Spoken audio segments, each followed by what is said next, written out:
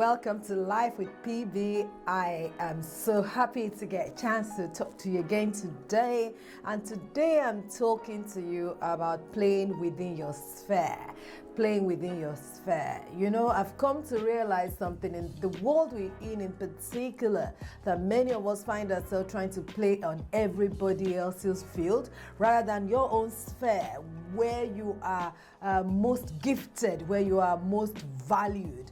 I read an article by someone that says that we overvalue what other people have and undervalue what we have. We always today overvalue what other people have and undervalue what we have.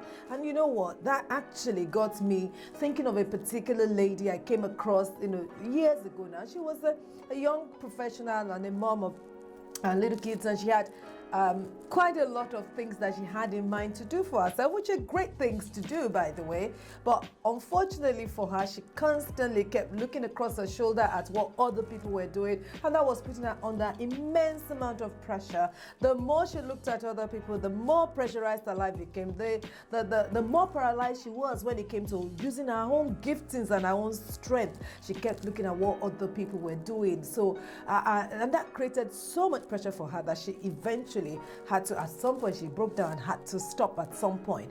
And I just thought about it, and I was thinking about how many times many of us, professionals, ministry people, young ladies, in our career, or even in our social life, find ourselves looking at what other people are doing on their social media platform, and all of a sudden you are overvaluing what you can see. The truth of the matter is that you have seen the best of them at your own weakest time, and all of a sudden the best of them looks like the best of the world, and you can't seem to find anything good about yourself anymore. I want to tell you to stop. Stop comparing yourself. Stop looking at other people's field.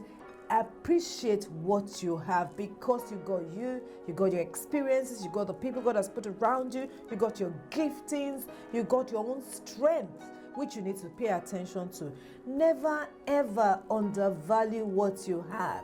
Never ever undervalue what you have, because what you have is only you that have it, nobody else does. In fact, I read a statement by a lady that said, the day I stopped comparing myself to other people, I set myself free. And I'm here today to tell you that it's time to set yourself free. That is the greatest problem you will ever have as a lady, comparing yourself to other people. Am I a good mom? Other people's children are better than mine. Am I a great dad? Am I a great lady at work? Other people are better in their profession. Am I great in my business? Am I great? And you are constantly not just comparing yourself with your capacity, but comparing yourself with other people around you. Never ever, never fall into that trap. Stop looking around, start looking at yourself. We pay incredible attention to what other people are doing, and we pay little attention to what we have inside of us. We pay incredible amounts of attention to what other people have got. Oh, they got this, they got that, they got the other. When last did you stop to actually count your blessing and count all that you have? And then look at what you have and say, wow, I've got so much. Do you know the day you sit down and you take inventory of what you got is the day you become a rich girl? Because all of a sudden, you will know that you have not been doing all that you could do with what you have. Never, ever undervalue what you've got, because what you've got is enough to take you to the heights that you want to get to in life. So I want to tell you today, do not compare yourself to anyone.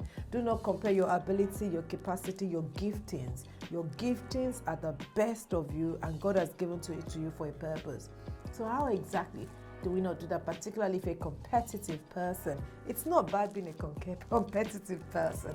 I usually say, I'm a competitive person, but not just because I'm looking at somebody else, also because I want to be the best of me. And you should always aspire to be the best of you. How do you be the best of you? Compare what your productivity is, compare what you have now with where you were yesterday and all that God has put inside of you. So you actually do start with the inventory keeping. You need to keep an inventory of all the things that you have inside of you. What do I have?